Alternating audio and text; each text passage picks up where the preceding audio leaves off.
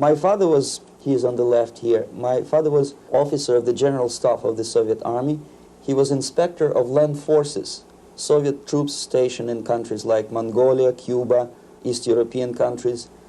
This is the picture taken at the entrance of my Institute of Oriental Languages. It's a part of Moscow State University. As every Soviet student, I was, quote-unquote, volunteering for harvesting grain in Kazakhstan. By the end of my training in school, I was recruited by the KGB. This picture was taken on that day, and you can see again how happy it feels to be recruited by the KGB. Pay special attention to number of bottles on the table. One of my functions was to keep foreign guests permanently intoxicated the moment they land at Moscow airport. In 1967, the KGB attached me to this magazine, Look magazine. A group of 12 people arrived to USSR from United States to cover the 50th anniversary of October Socialist Revolution in my country. From the first page to the last page, it was a package of lies.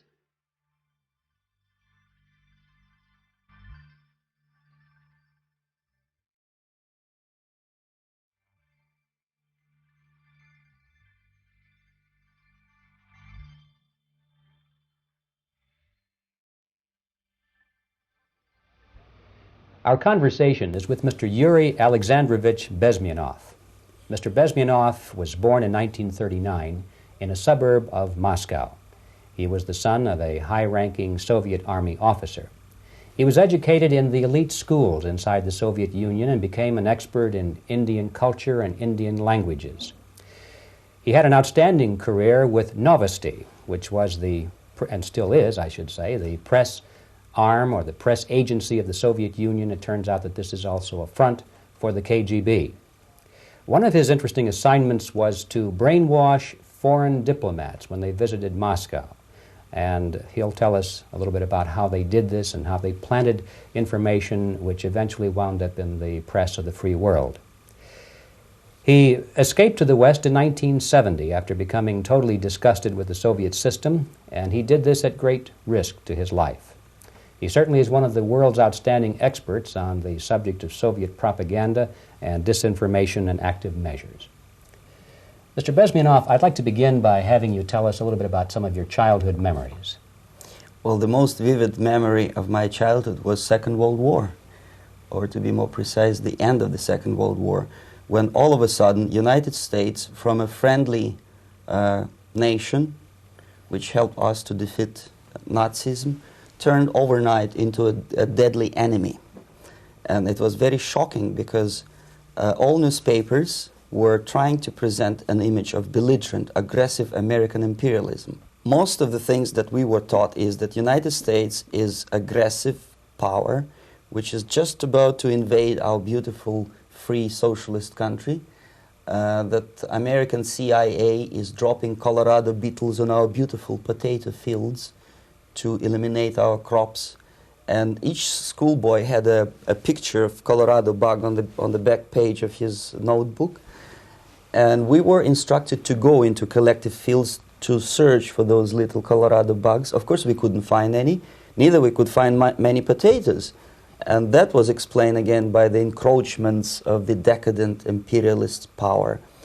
The anti-American paranoia, hysteria in the Soviet propaganda was to such of such a higher degree that many less skeptical people or less stubborn would really believe that the United States is just about to invade our beautiful motherland, and some secretly hope that it will come true. That's interesting. Yes.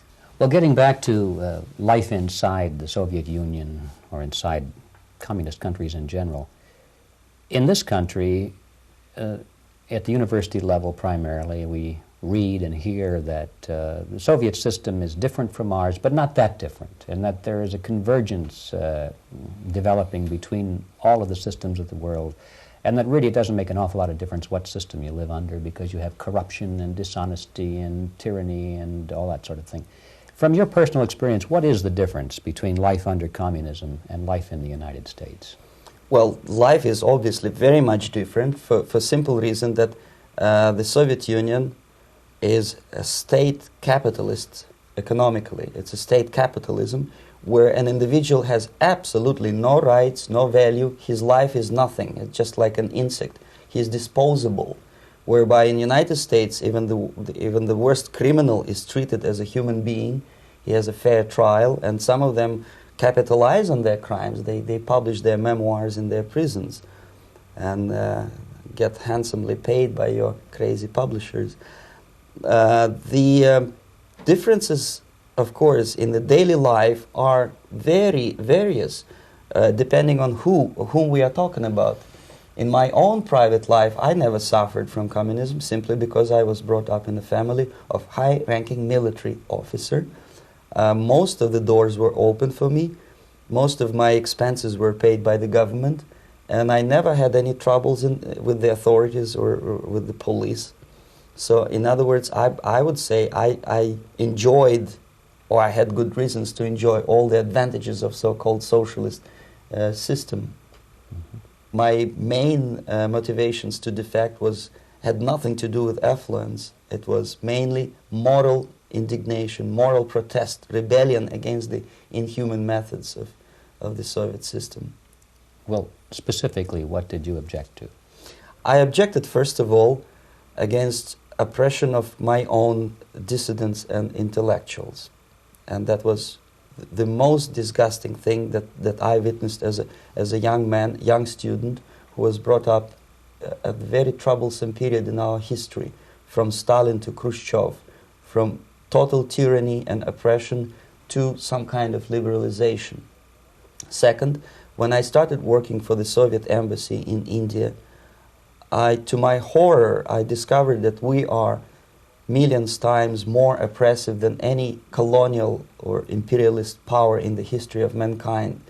That my country brings to India not freedom, progress, and friendship between the nations, but racism, exploitation, and slavery, and of course economical inefficiency to this country. Since I fell in love with India, I developed something which by KGB standards is extremely dangerous thing. It's called split loyalty, when an agent likes a country of assignment more than his own country. I literally fell in love with this beautiful country, a country of great contrasts, but also great humility, great tolerance, and philosophical and intellectual freedoms. My ancestors used to live in caves and eat raw meat when India was a highly civilized nation 6,000 years ago. So obviously the choice was not to the advantage of my own nation. I decided to defect and to entirely dissociate myself from that brutal regime. Mr. Bezmenov, we've read a lot about the concentration camps and the slave labor camps under the Stalin regime. Now the general impression in America is that those things are part of the past. Are they still going on today, or what is the status? Yes. There is no qualitative change in the Soviet concentration camp system. There are changes in numbers of prisoners. Again, this is unreliable Soviet statistics. We don't know how many political prisoners are there in the Soviet concentration camps. But we sure know from various sources that at each particular time there are close to 25 to 30 million of Soviet citizens who are virtually kept as slaves in forced labor camp system. The size of the population of a country like Canada is serving terms as prisoners. Incredible. So I would say that those intellectuals who try to convince American public that concentration camp system is a thing of a past are either conscientiously misleading public opinion, or they are not very intellectual people. They're selectively blind. They lack intellectual honesty when they say that. Well, we've spoken about the intellectuals in this country and also the intellectuals in the Soviet Union. What about down at the broad mass level? Do the people in general, the working people, the workers in general in the Soviet Union, do they support the system? Do they tolerate it? What is their attitude? Well, average Soviet citizen, if there is such an animal, of course, does not like the system because it hurts, it kills. He may not understand the reasons. He may not have enough information or educational background to understand. But I doubt very much there are many people who are conscientiously supporting the Soviet system. There are not such people in USSR. Even those who have all the reasons to enjoy socialism, people like myself, who were a member of journalistic elite, they also hate system for different reasons, though. Not because they lack material affluence, but because they are unfree to think, they're in constant fear, duplicity, split personality. And this is the greatest tragedy for my nation. Well, what do you think are the chances of the people actually overcoming their system or replacing it? There is a great possibility that system will sooner or later be destroyed from within. There is a self-destructive mechanism built into any socialist or communist or fascist system, because there is lack of feedback, because the system does not rely upon loyalty of population. But until this Soviet junta is being supported by the Western so-called imperialists, that is, multinational companies, establishments, governments, and let's face it, intellectuals, so-called academia in the United States is famous for supporting the Soviet system.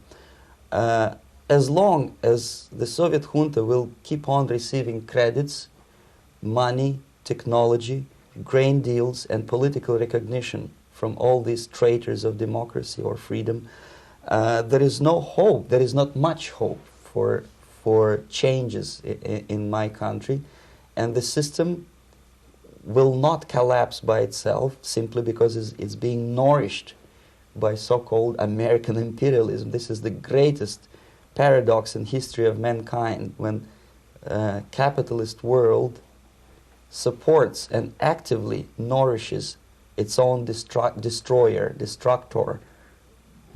I think you're trying to tell us something in this country. Mm-hmm. I'm trying to tell you that it has to be stopped unless you want to end up in Gulag system and enjoy all the advantages of socialist equality, working for free, catching fleas on your body, sleeping on the planks of plywood in Alaska this time, I guess. That's where Americans will belong, unless they will wake up, of course, and force their government to stop aiding Soviet fascism. Well, you told us a moment ago why you left the system. I'd like to hear the details of how you did it. It must have been a very dangerous thing. It was not so dangerous, it was crazy. First of all, because defecting in India is virtually impossible, thanks to very strong pressure from the Soviet government. Excuse me, you were in India on assignment at that time. Yes, I was working for the Soviet embassy in New Delhi as a press officer. Mm-hmm. And defecting for a Soviet diplomat is next to impossible. It's a suicide, as I said, because a great friend Indira Gandhi pushed a law through parliament which says, and I quote, "No defector from any country has a right of political asylum in any embassy on the territory of Indian Republic," which is a masterpiece of hypocrisy. No other defector but a Soviet one needs a political asylum. So, knowing that perfectly well, I planned a craziest possible way to defect. I studied counterculture in India. There were thousands of young American boys and girls with no shoes, long hair, smoking hash and marijuana, studying sometimes Indian philosophy, sometimes simply pretending that they study. And they greatly annoyed Indian police, and they were laughing stock of Indians because obviously they were good-for-nothing students. I studied carefully where they congregate, what routes they travel, what language they speak, what do they smoke. And one day I simply joined a group of hippies to avoid detection of Indian police. I was dressed as a typical hippie with blue jeans, long kameez shirts, with all kind of nice decorations like beads, long hairs, I bought a wig because for several weeks I had to turn myself from a conservative Soviet diplomat into a very progressive American hippie. And that was the only way that I could avoid detection. It was very interesting experience, but it was necessary because from my own knowledge as a member of Soviet embassy staff, I knew that there were many cases when Soviet defectors were betrayed by Indian police, and also some Western embassies played a very dirty role in betraying the Soviet defectors. According to our information, they were some, I wouldn't call them double agents, but simply amoral people working for this for the United States Embassy, and confiding in people like this would be a suicide. So I had to be extremely careful. I could not trust anyone, and that was the reason for such a crazy way to defect. Well, had you been caught in the act of trying to get out, what would have happened to you? Oh, most likely I would end up in concentration camp. Or, depending on the situation and on the whim of some bureaucrat in KGB, maybe even executed. This is normal practice. Quietly, of course, not publicly. But that would be the end of my defection, of course. Well, when did you finally make it to the United States? In 1970, after about 6 months of debriefing in Athens by the CIA, and I presume FBI too, they let me go first to Germany, then to Canada. That was my decision. I had to change my identity to protect my family and my friends in USSR. And also I was a little bit paranoid, knowing that both Soviet KGB and probably some double agents within the American system may be after me.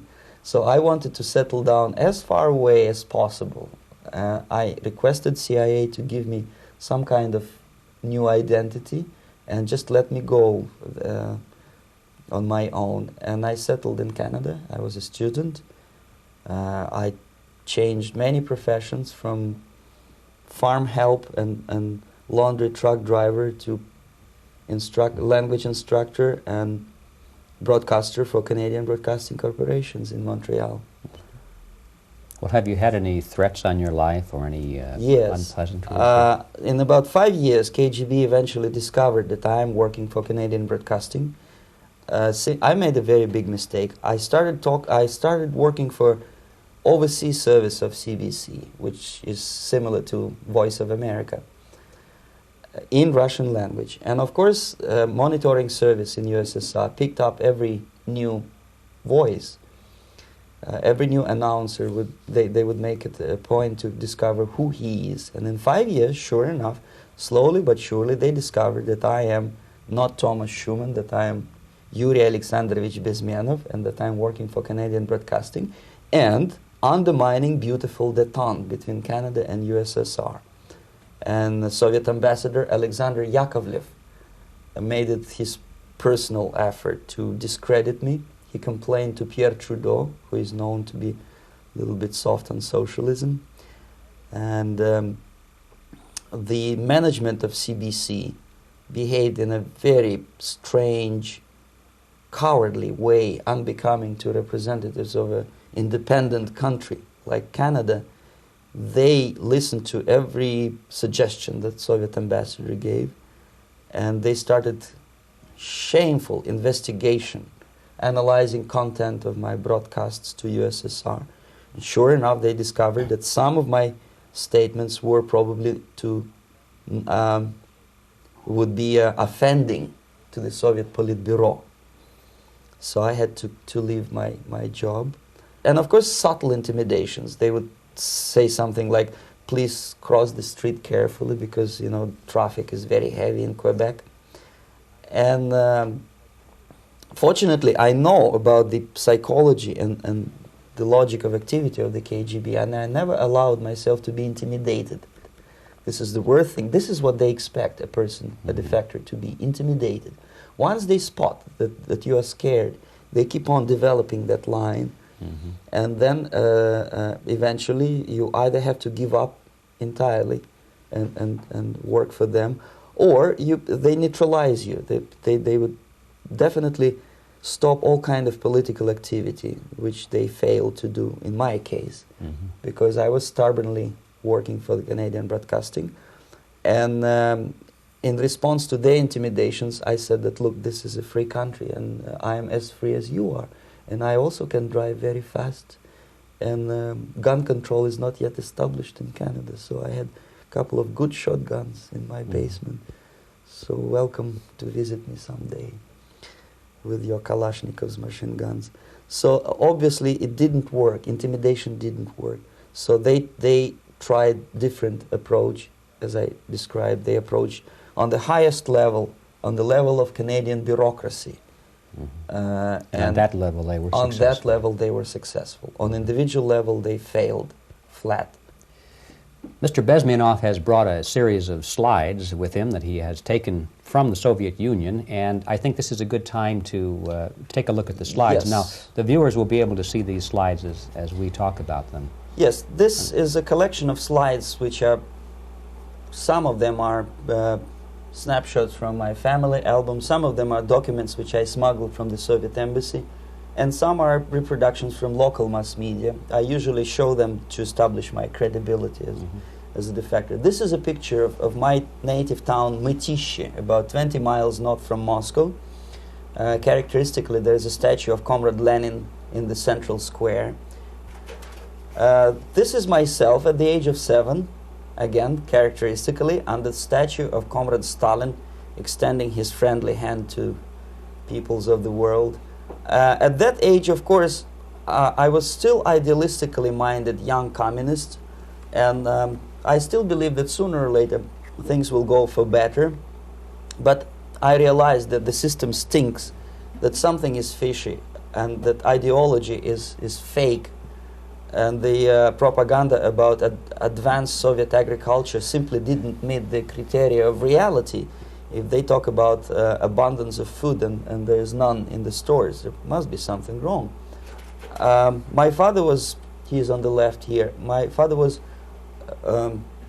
officer of the General Staff of the Soviet Army. He was inspector of land forces, Soviet troops stationed in countries like Mongolia, Cuba, East European countries. Were he alive today, most likely he would be inspecting Soviet troops in Nicaragua, Angola, and many other parts of the world. Fortunately, he died, and he didn't see the disgrace, because deep inside he was a Russian patriot. He didn't like the idea of expanding Soviet military might, especially in the areas where we were not welcomed at all. Unlike many other military officers, he was reporting directly to the Minister of Defense, bypassing KGB and diplomatic service. In other words, he was a trusted military professional. And my impression that this type of people are much less hawkish and adventuristic than party bureaucrats in Kremlin. When American mass media describes Soviet military as potentially dangerous counterpart for Pentagon, I simply laugh, because I know better. I know that the most dangerous part of the Soviet power structures are not military at all. Most likely, if they come to power in my country, they'll be more sensible negotiators for nuclear disarmament and withdrawal of the Soviet troops from many parts of the world. But if someone from the party structure or the KGB structure were to give the orders for a military they have to obey, they yes, would follow, because they are professional military. But they, you see, the triangle of power and hate in USSR is the party at the top, the party elite, the oligarchy of the party, then the military and the KGB at the bottom. They hate each other.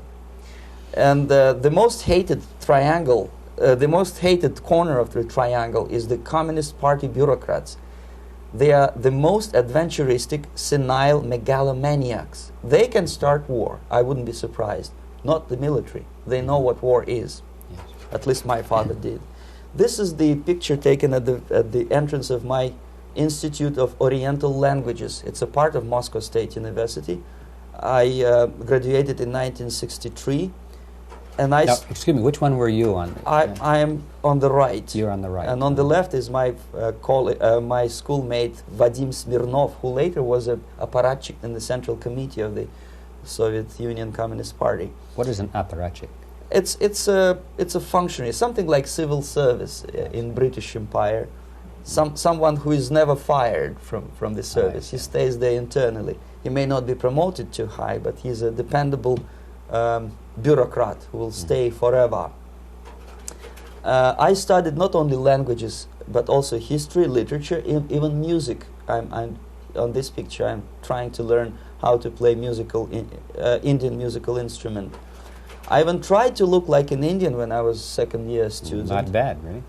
Yes, actually, it was strongly encouraged by the instructors in my school, because the graduates of my school were later on employed as diplomats, foreign journalists, or spies. As every Soviet student, I was quote-unquote volunteering for harvesting grain in Kazakhstan. This is the biggest agricultural blunder of the Soviet government. But I didn't have much choice, of course, because the communist motto borrowed from the Bible says, "Those who do not work shall not eat." And you can see me eating, therefore I was working, and you can see how happy I was about it. I went through a very extensive physical and military training, including the military games in areas, suburban areas of Moscow. And here, for example, we are on a tour in Arkhangelsk area. And by the end of my training in school, I was recruited by the KGB. This picture was taken on that day, and you can see again how happy it feels to be recruited by the KGB.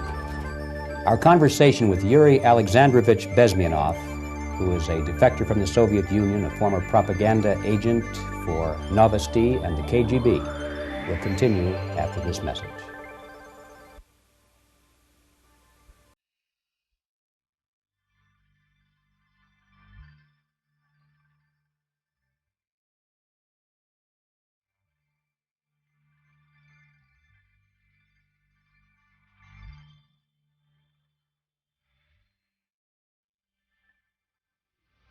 All right. As every student in USSR, I went through very extensive physical and military training and civil defense training too. Unlike in the United States, where civil defense is virtually non-existent, zero.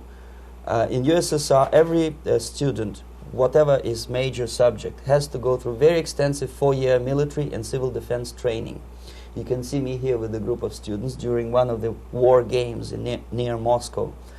The main idea, of course, is to prepare a huge reserve army of the USSR. Each student has to graduate as a junior lieutenant. In my case, it was administrative and military intelligence service. My first assignment was to India as a translator with the Soviet Economical Aid Group, building refinery complexes in Bihar state and Gujarat state.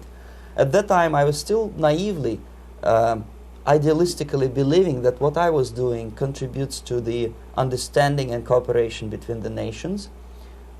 It took me quite a number of years to realize that what we were bringing to India was a new type of colonialism, 1,000 times more oppressive and exploitative than any colonialism or imperialism in history of mankind. But at that time, I was still hoping that, well, maybe it's not that bad, could be worse, and things may go for better. And I even tried to implement the beautiful Marxist motto, proletarians of all the countries unite. I tried to unite with a nice Indian girl, and I was fascinated by Indian culture, by the family life in this country. But obviously, Communist Party had different plans for my genes, so I had to marry this beautiful Russian girl. In the span of my career, I married 3 times. Most of these marriages were marriages of convenience, on advice from the Department of Personnel. This is normal practice in USSR. When a Soviet citizen is assigned to a foreign job, he has to be married, either to keep family in USSR as hostages, or, if it's a convenience marriage like mine, so that the husband and wife are virtually informers on each other to prevent defection or contamination by decadent imperialist or capitalist ideas. In my case, I hated that girl so much that the moment I landed in Moscow, we were divorced, and I married later, second time. By the end of my first assignment in India, I was promoted to the position of public relation officer. You can see me here translating a speech by a Soviet boss. And you're on the right. I'm on the right here, yes. And it was, the occasion was commissioning of the refinery complex in Bihar, Barauni. Back in Moscow, I was immediately recruited by Novosti Press Agency, which is a propaganda and ideological subversion front for the KGB. 75% of the members of the Novosti are commissioned officers of the KGB. The other 25 are, like myself, co-opted agents who are assigned to specific operations. In this particular case, you can see me talking to students of Lumumba Friendship University in Moscow. This is a huge school under the direct control of the KGB and Central Committee, where future leaders of the so-called national liberation movements are being educated and selected carefully. And some of them have absolutely, this, for example, is a group of students from Lumumba. They don't look like students at all. They look more like military, and that's exactly what they were. They were dispatched back to their countries to be leaders of the so-called national liberation movements, or to be translated into normal human language, leaders of international terrorist groups. Another area of activity when I was working for the Novosti was to accompany groups of so-called progressive intellectuals, writers, journalists, publishers, teachers, professors of colleges. You can see me here in Kremlin. I'm second on the left, with a group of Pakistani and Indian intellectuals. Most of them pretended they don't understand that we are actually working on behalf of the Soviet government and the KGB. They pretended that they are actually being guests, VIP intellectuals, that they are treated according to their merits and their intellectual abilities. For us, they were just a bunch of political prostitutes to be taken advantage for various propaganda operations. Therefore, you can see perfectly well the senior colleague of mine on the left doesn't really have that much respect on his face, and myself with a very skeptical smile, typical KGB sarcastic smile, anticipating another victim of ideological brainwashing. This is how a typical conference in Novosti headquarters in Moscow looked like. Sitting in the middle is Boris Burkov, the then director of Novosti Press Agency, high-ranking party bureaucrat in the Department of Propaganda. I am standing next to a famous Indian poet, Sumitranandan Pant. He was famous because he was an author. He was the author of a famous poem titled Rhapsody to Lenin. That's why he was invited to USSR, and everything was paid by the Soviet government. Pay special attention to number of bottles on the table. This is one of the ways to kill the awareness or curiosity of foreign journalists. One of my functions was to keep foreign guests permanently intoxicated the moment they land at Moscow airport. I had to take them to the VIP lounge and toast to friendship and understanding between the nations of the world. Glass of vodka, then a second glass of vodka. And in no time, my guests would be feeling very happy. They would see everything in kind of pink, nice color. And that's the way I had to keep them permanently for the next 15 or 20 days. At a certain point in time, I had to withdraw alcohol from them so that some of them, who are the most recruitable, would feel a little bit shaky, guilty, trying to remember what they were talking last night. That's the time to approach them with all kind of nonsense, such as joint communique or statement for Soviet propaganda. That's the time they are the most flexible. And of course, what they didn't understand, they didn't realize or pretended not to realize, that myself, who was drinking together with them, was not drinking at all. I had ways to get rid of alcohol through various techniques, including special pills which were given to me by my colleagues. But they were taking it seriously. In other words, they would consume quite large volumes of alcohol and feel quite uneasy next morning. In 1967, the KGB attached me to this magazine, Look magazine. A group of 12 people arrived to USSR from United States to cover the 50th anniversary of October Socialist Revolution in my country. From the first page to the last page, it was a package of lies, propaganda cliché, which were presented to American readers as opinions and deductions of American journalists. Nothing could be far from truth. These were not opinions. They were not opinions at all. They were the clichés which the Soviet propaganda wants American public to think that they think. If it does make any sense at all. It sure does, because from the viewpoint of the Soviet propaganda, although there are some subtle criticisms of the Soviet system, the basic message is that Russia today is a nice, functioning, efficient system supported by majority of population. That's the biggest lie. And of course, American intellectuals and journalists from Look magazine elaborated on that untruth in various different ways. They intellectualized that lie. They found all kinds of justifications for telling lies to American public. Excuse me, it was partly your job to make sure that they got these ideas, yes, and accepted them as their own ideas. Right. Actually, even before they arrived to USSR, and they paid astronomical sum of money for that visit, they were submitted, this Novosti Press Agency developed so-called backgrounders, 20-25 pages of information and opinions which were presented to the journalists even before they bought their tickets to Moscow. They had to analyze the situation, and judging on their reaction to that backgrounder, the local Novosti representative or local Soviet diplomat in Washington, D.C. would assess whether they be given visa to USSR or not.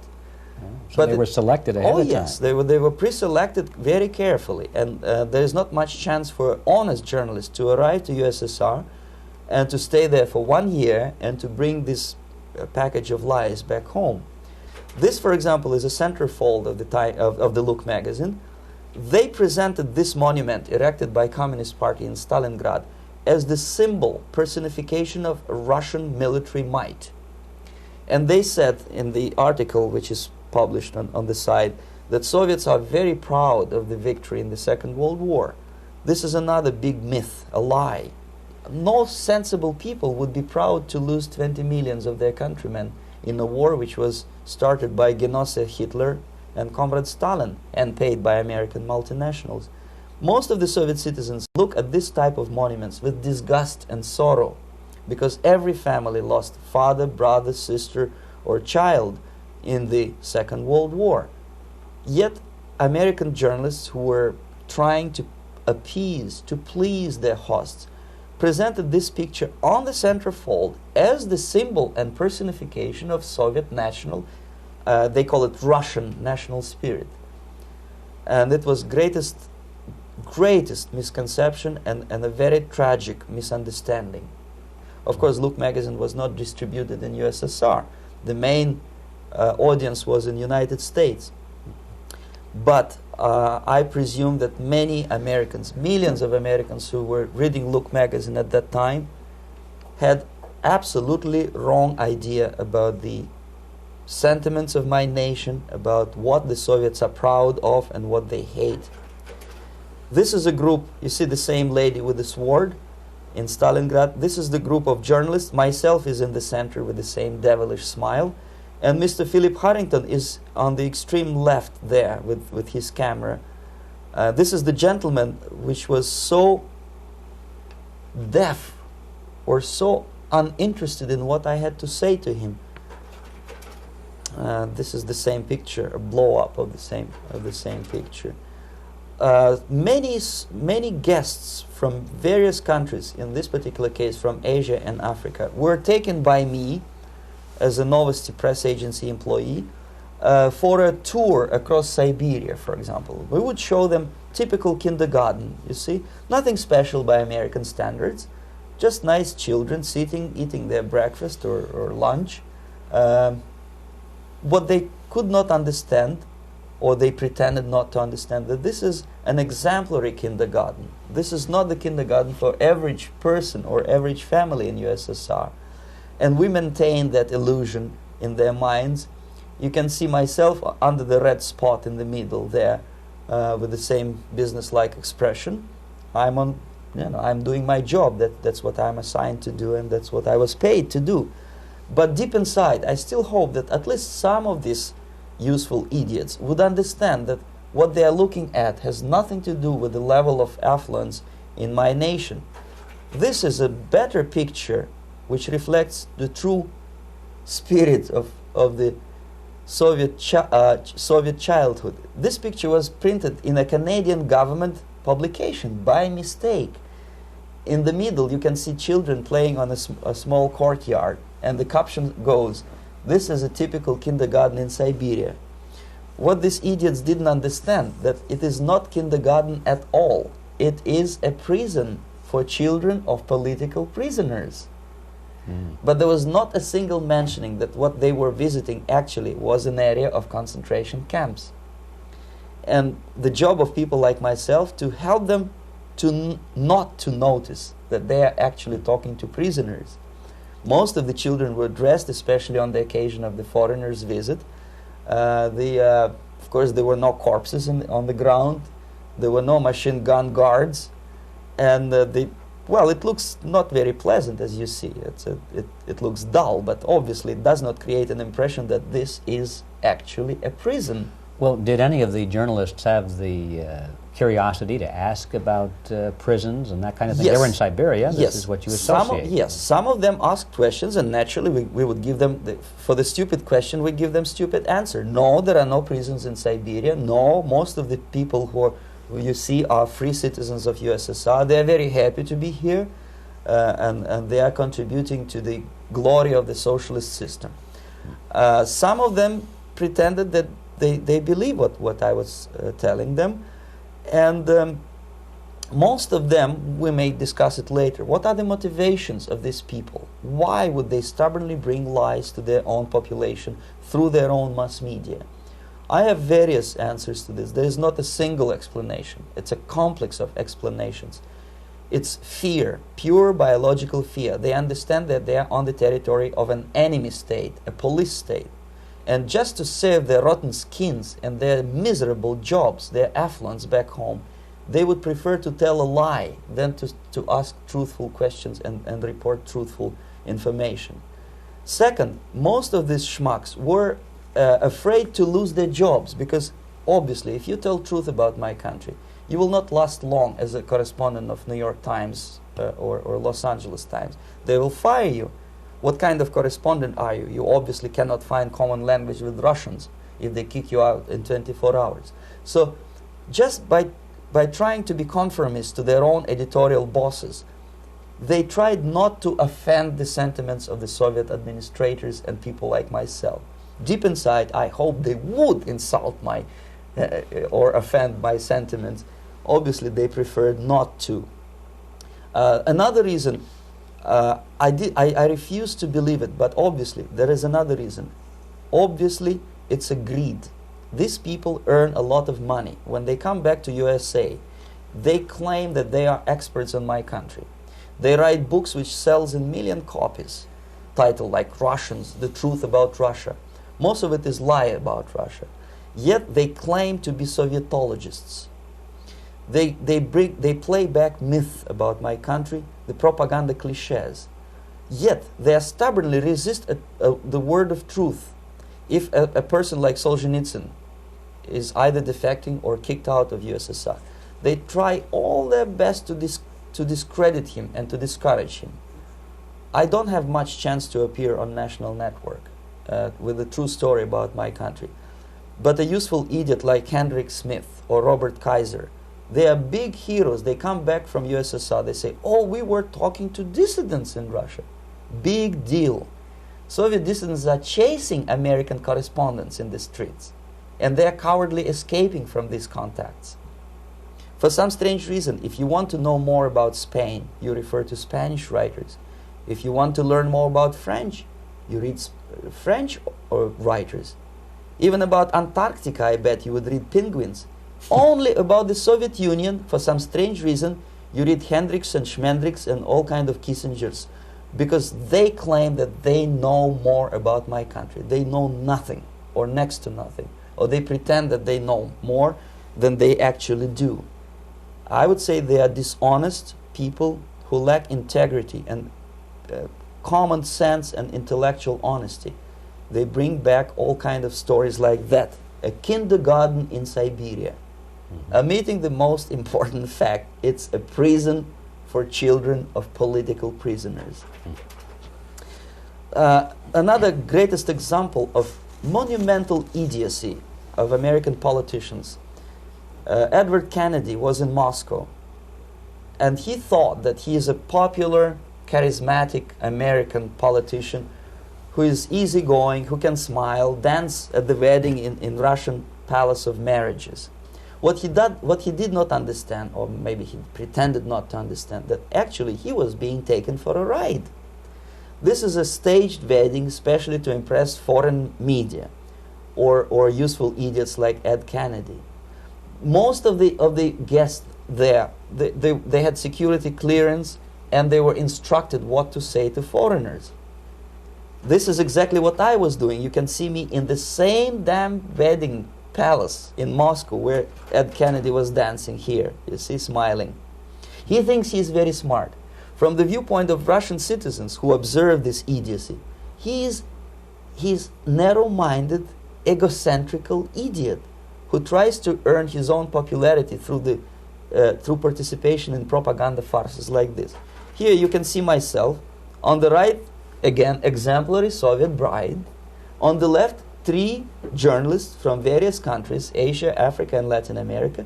Obviously, they enjoying the situation. They will go back home and write the reports. We were present on a regular Soviet wedding. They were not present on a regular Soviet wedding. They were present, they were parts of a farce, of a circus performance. Another thing which I had to sometimes risking my life to explain to foreigners. Time magazine, for example, is very critical of South African racist regime. The whole article was dedicated to the shameful internal passport system where blacks are not allowing to live with whites. For some strange reason, for the last 14 years since my defection, nobody wanted to pay attention to my passport. This is my passport. It also shows my nationality, and it has a police rubber stamp, which is called propiska in Russian language, which assigns me to a certain area of residence. I cannot leave that area, same way as this black man cannot leave the area in South Africa. Yet we call South African government racist regime. Not a single Jane Schmonda or Fonda is brave enough, courageous enough to come to media and say, look, this is what happens in USSR. I send a copy of my passport to many American liberals and civil rights defenders and all the other useful idiots. They never bothered to answer me back. This shows what kind of integrity, what kind of honesty these people are. They're a bunch of hypocrites because they don't want to recognize a good example of racism in my country. This is the first stage of befriending a professor. You can see myself on the left with the same James Bond smile. On the right is my KGB supervisor, Comrade Leonid Mitrokhin, and in the middle a professor of political science in Delhi University. The next stage would be to invite him to a gathering of Indo-Soviet Friendship Society. There he is sitting next to his wife before he is being sent to USSR for free trip. Everything is paid by the Soviet government. He was made to believe that he is invited to USSR because he is a talented, sober-thinking intellectual.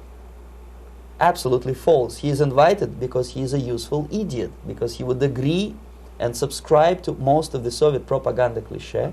And when he is coming back to his own country, he is going for years and years to teach the beauties of Soviet socialism to newer and newer generations of his students, thus promoting the Soviet propaganda line.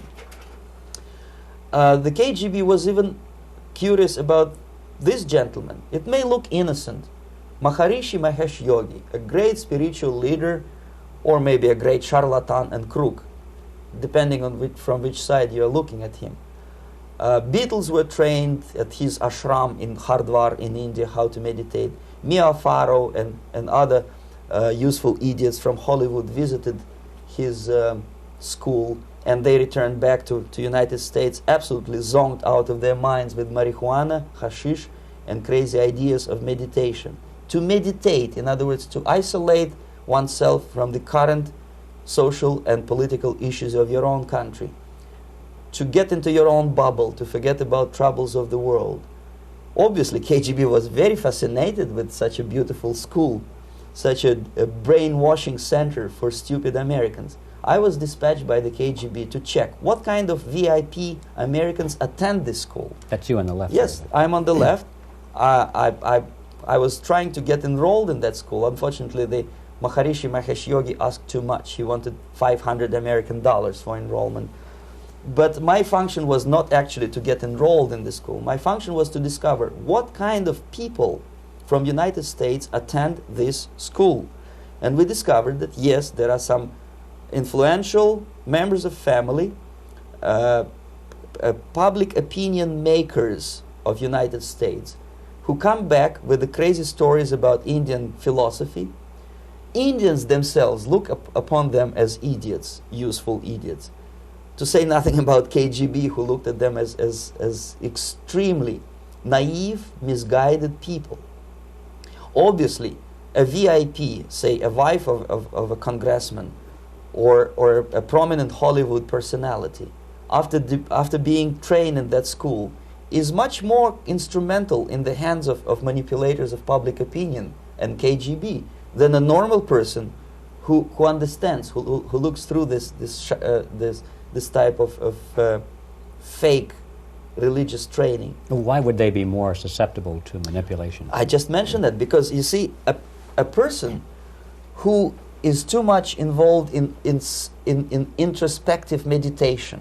You see, if you carefully look what Maharishi Mahesh Yogi is teaching to Americans, is that most of the problems, most of the burning issues of today can be solved simply by meditating. Don't rock the boat. Don't get involved. Just sit down, look at your navel, and meditate.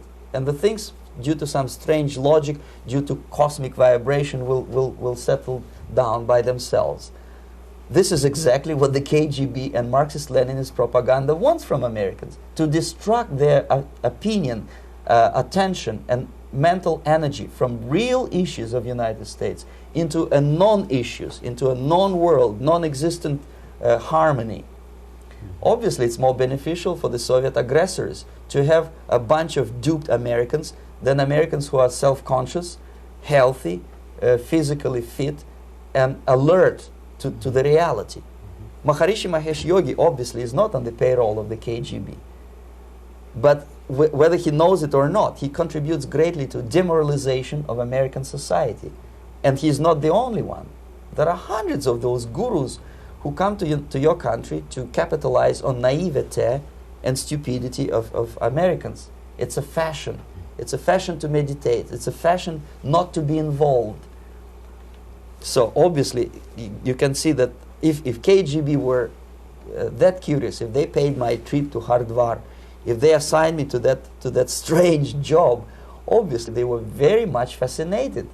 They were convinced that that type of brainwashing is very efficient and instrumental in demoralization of the United States.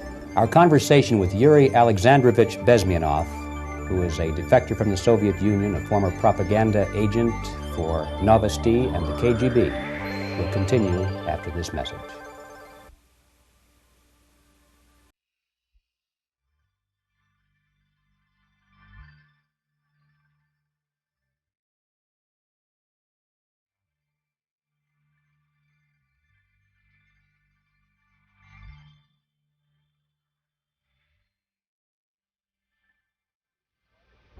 This picture shows the part of the building of USSR embassy, and my supervisors. On the left is Comrade Mehdi, an Indian communist, and on the right, Comrade Mitrokhin, my supervisors in the secret department of research and counter-propaganda.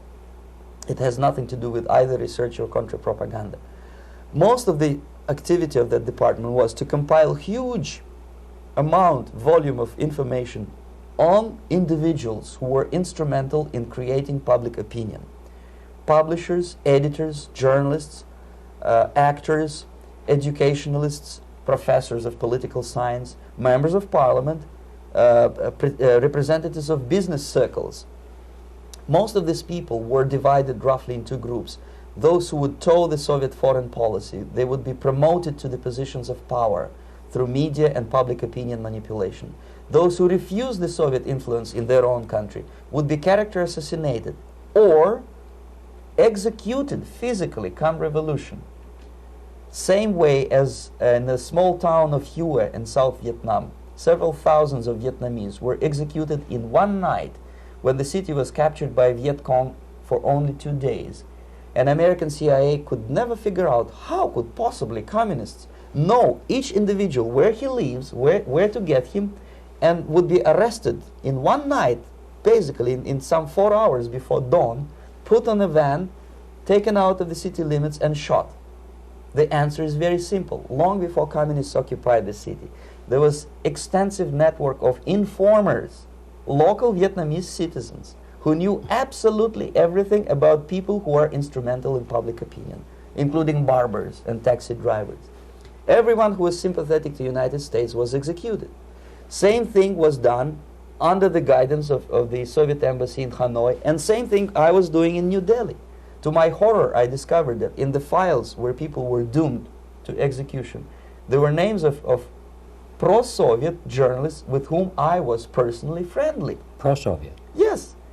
They were idealistically minded leftists who made several visits to USSR, and yet the KGB decided that come revolution or drastic changes in political structure of India, they will have to go. Why is that? Because they know too much. Simply because, you see, the useful idiots, the leftists who are idealistically believing in the beauty of Soviet socialist or communist or whatever system, when they get disillusioned, they become the worst enemies. That's why my KGB instructors specifically made the point, never bother with leftists. Forget about these political prostitutes. Aim higher. This was my instruction. Try to get into large circulation, established conservative media. Rich, filthy rich movie makers, intellectuals, so-called academic circles. Cynical, egocentric people who can look into your eyes with angelic expression and tell you a lie. These are the most recruitable people, people who lack moral principles, who are either too greedy or too suffer from self-importance. They feel that they matter a lot. These are the people who KGB wanted very much to recruit.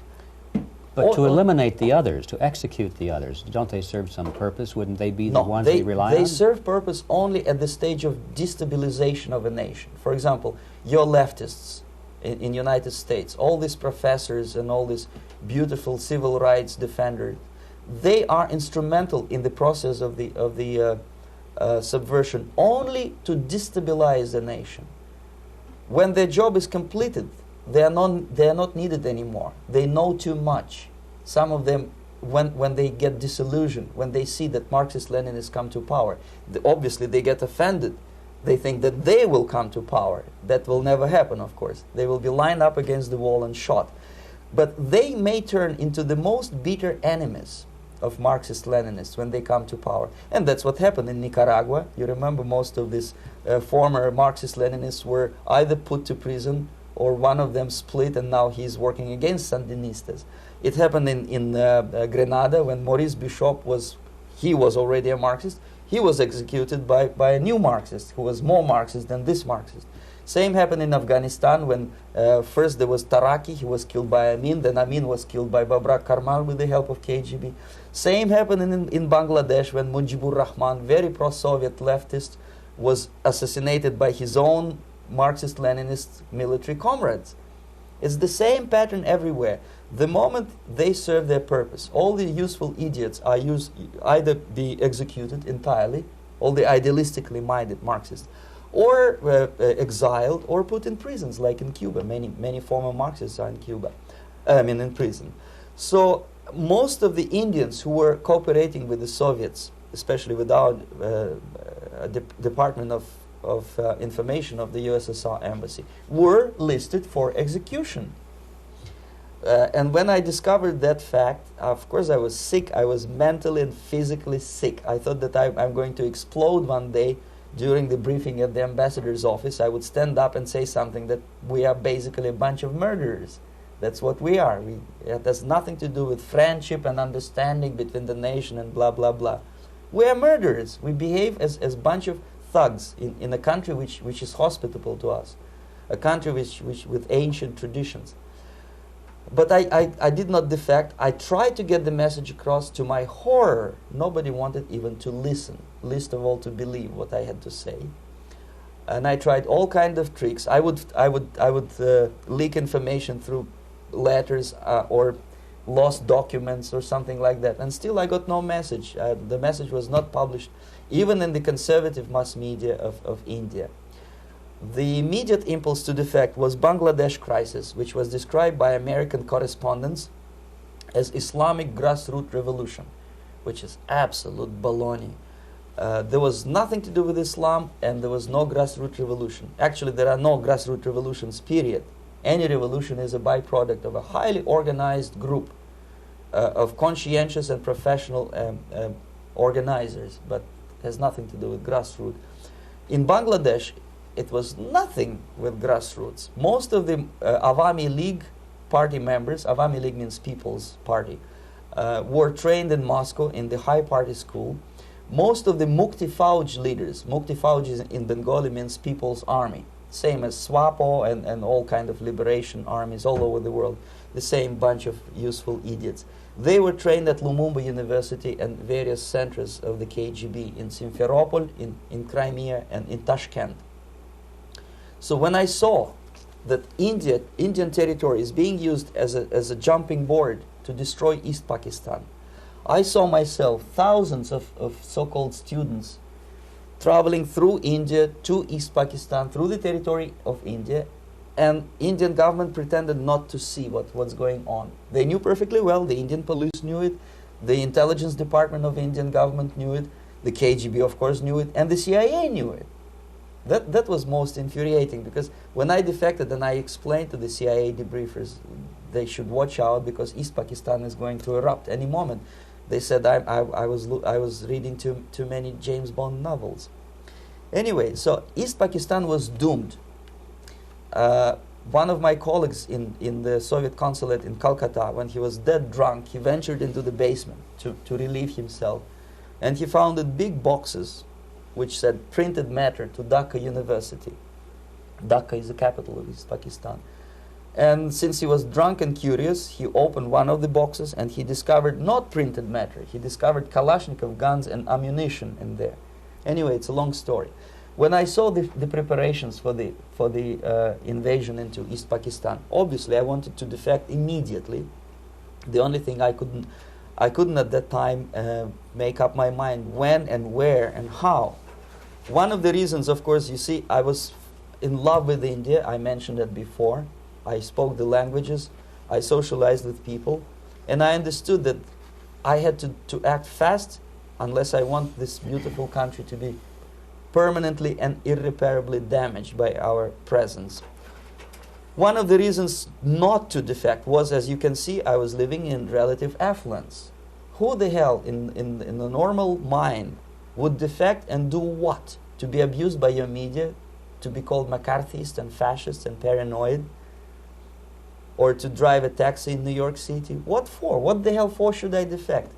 To be abused by Americans, to be insulted in exchange for my effort to bring the truthful information about impending danger of subversion.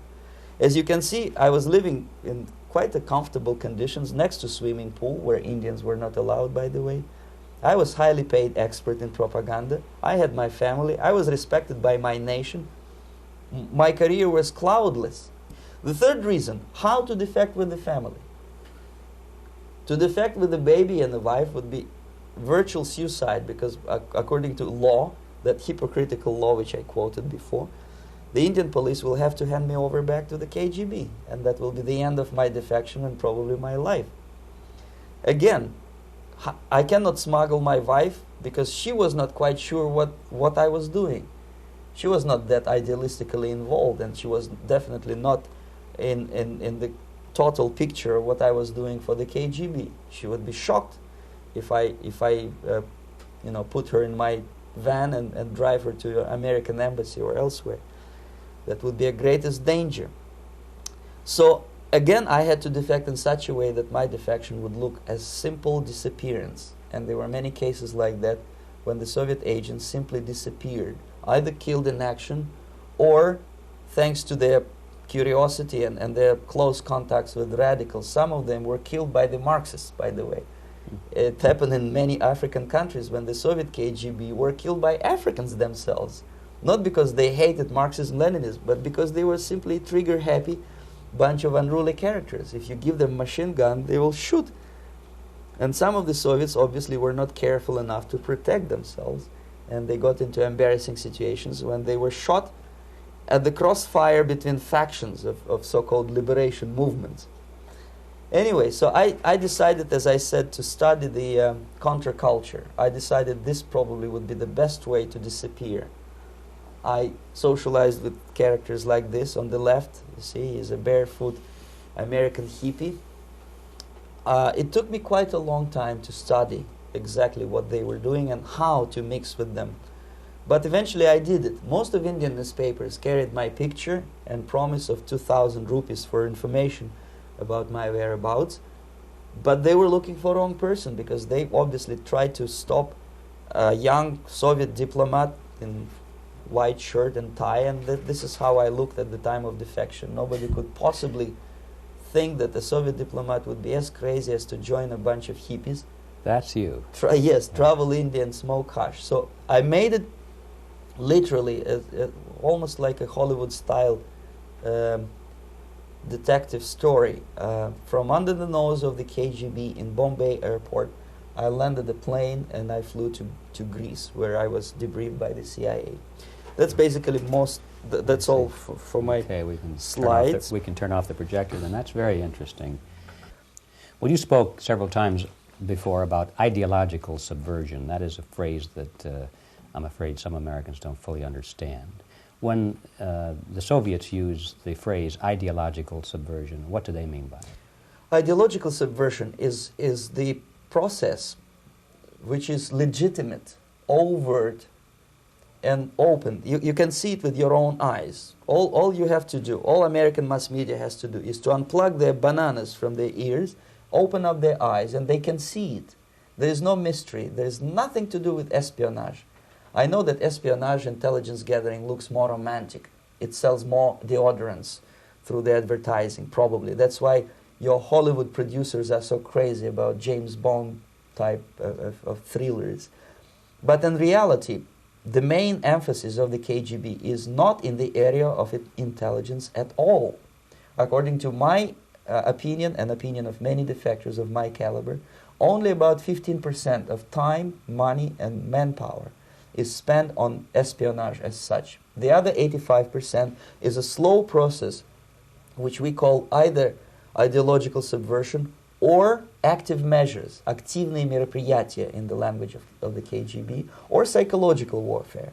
What it basically means is to change the perception of reality of every American to such an extent that despite of the abundance of information, no one is able to come to sensible conclusions in the interests of defending themselves, their families, their community, and their country. It's a great brainwashing process which goes very slow, and it's divided in 4 basic stages.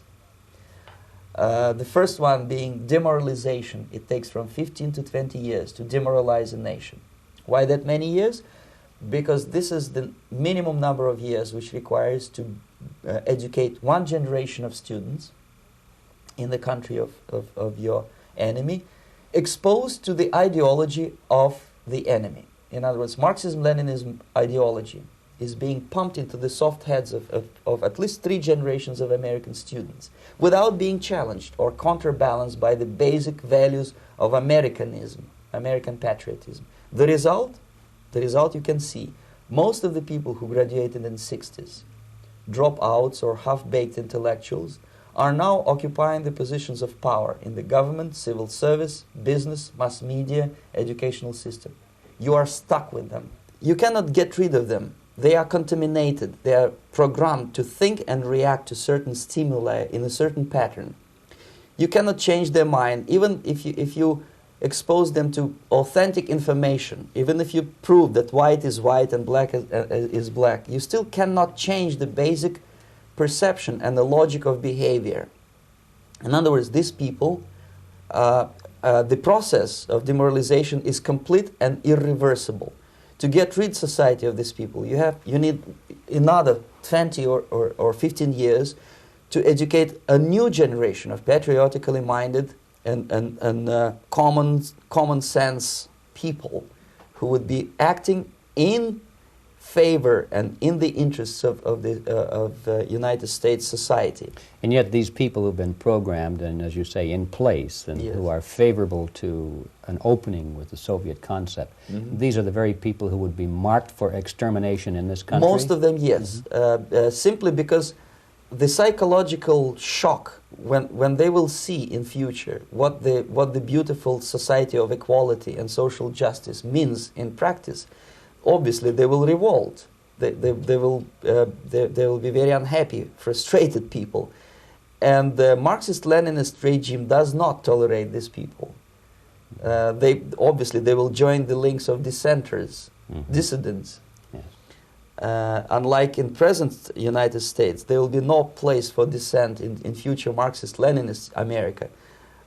Here you can get popular like Daniel Ellsberg and filthy rich like Jane Fonda for being dissident, for criticizing your Pentagon. In future, these people will be simply squashed like cockroaches. Nobody is going to pay them nothing for their beautiful, noble ideas of equality. This they don't understand, and it will be a greatest shock for them, of course. The demoralization process in the United States is basically completed already. For the last 25 years, actually it's overfulfilled, because demoralization now reaches such areas where previously not even Comrade Andropov and all his experts would even dream of such a tremendous success. Most of it is done by Americans to Americans, thanks to lack of moral standards. As I mentioned before, exposure to true information does not matter anymore. A person who was demoralized is unable to assess true information. The facts tell nothing to him. Even if I shower him with information, with authentic proof, with documents, with pictures, even if I take him by force to the Soviet Union and show him concentration camp, he will refuse to believe it until he is going to receive a kick in his fat bottom. When a military boot crashes his balls, then he will understand, but not before that. That's the tragic of the situation of demoralization. So basically America is stuck with demoralization, and unless, even if you start right now, here, this minute, you start educating new generation of Americans, it will still take you 15 to 20 years to turn the tide of ideological perception of reality back to normalcy and patriotism. The next stage is destabilization. This time, subverter does not care about your ideas and the patterns of your consumption. Whether you eat junk food and get fat and flabby, doesn't matter anymore. This time, and it takes only from 2 to 5 years to destabilize a nation, what matters is essentials: economy, foreign relations, defense systems. And you can see it quite clearly that in some areas, in such sensitive areas as defense and economy, the influence of Marxist-Leninist ideas in the United States is absolutely fantastic. I could never believe it 14 years ago when I landed in this part of the world, that the process will go that fast. The next stage, of course, is crisis. It may take only up to 6 weeks to bring a country to the verge of crisis. You can see it in Central America now. And after crisis, with a violent change of power, structure, and economy, you have so-called the period of normalization. It may last indefinitely. Normalization is a cynical expression borrowed from Soviet propaganda. When the Soviet tanks moved into Czechoslovakia in '68, Comrade Brezhnev said, "Now the situation in brotherly Czechoslovakia is normalized." This is what will happen in the United States if you allow all these schmucks to bring the country to crisis, to promise people all kind of goodies and the paradise on earth, to destabilize your economy, to eliminate the principle of free market competition, and to put a big brother government in Washington, D.C., with benevolent dictators like Walter Mondale, who will promise lots of things, never mind whether the promises are fulfillable or not. He will go to Moscow to kiss the bottoms of new generation of Soviet assassins, never mind. He will create false illusions that the situation is under control. Situation is not under control. Situation is disgustingly out of control. Most of the American politicians, media, and educational system trains another generation of people who think they are living at a peacetime. False. United States is in the state of war, undeclared total war against the basic principles and the foundations of this system. And the initiator of this war is not Comrade Andropov, of course. It's the system. However ridiculous it may sound, the world communist system or the world communist conspiracy, whether I scare some people or not, I don't give a hoot. If you are not scared by now, nothing can scare you. But you don't have to be paranoid about it. What actually happens now, that unlike myself, you have literally several years to live on unless the United States wake up. The time bomb is ticking. With every second, the disaster is coming closer and closer. Unlike myself, you will have nowhere to defect to, unless you want to live in Antarctica with penguins. This is it. This is the last country of freedom and possibility. Okay, so what do we do? What is your recommendation to the American people? Well, the immediate thing that comes to my mind is, of course, there must be a very strong national effort to educate people in the spirit of real patriotism, number one. Number two, to explain them the real danger of socialist, communist, whatever, welfare state, big brother government. If people will fail to grasp the impending danger of that development, nothing ever can help United States. You may kiss goodbye to your freedom, including freedoms to homosexuals, to prison inmate. All this freedom will vanish, evaporate in 5 seconds, including your precious lives. The second thing, the moment at least part of United States population is convinced that the danger is real, they have to force their government. And I'm not talking about sending letters, signing petitions, and all this beautiful, noble activity. I'm talking about forcing United States government to stop aiding communism. Because there is no other problem more burning and urgent than to stop the Soviet military-industrial complex from destroying whatever is left of the free world. And it is very easy to do. No credits, no technology, no money, no political or diplomatic recognition, and of course no such idiocy as grain deals to USSR. The Soviet people, 270 millions of Soviets, will be eternally thankful to you if you stop aiding a bunch of murderers who sit now in Kremlin and whom President Reagan respectfully calls government. They do not govern anything, least of all such complexity as the Soviet economy. So basic, two very simple, maybe too simplistic answers or solutions, but nevertheless they are the only solutions. Educate yourself. Understand what's going on around you. You are not living at the time of peace. You are in a state of war. And you have precious little time to save yourself. You don't have much time, especially if you are talking about young generation. There's not much time left for convulsions and sexual masturbation to the beautiful disco music. Very soon it will go, just overnight. If we are talking about capitalists or wealthy businessmen, I think they are selling the rope on which they will hang very soon. If they don't stop, if they cannot curb their unsettled desire for profit, and if they keep on trading with the monster of the Soviet communism, they are going to hang very soon. And they will pray to be killed, but unfortunately they will be sent to Alaska probably to manage industry of slaves. It's simplistic. I know it sounds unpleasant. I know Americans don't like to listen to things which are unpleasant. But I have defected not to tell you the stories about such idiocy as microfilm, James Bond type espionage. This is garbage. You don't need any espionage anymore. I have come to talk about survival. It's a question of survival of this system. You may ask me, what is it in for me? Survival, obviously, because unlike, as I said, I am now in your boat. If we sing together, we'll sing beautifully together. There is no other place on this planet to defect.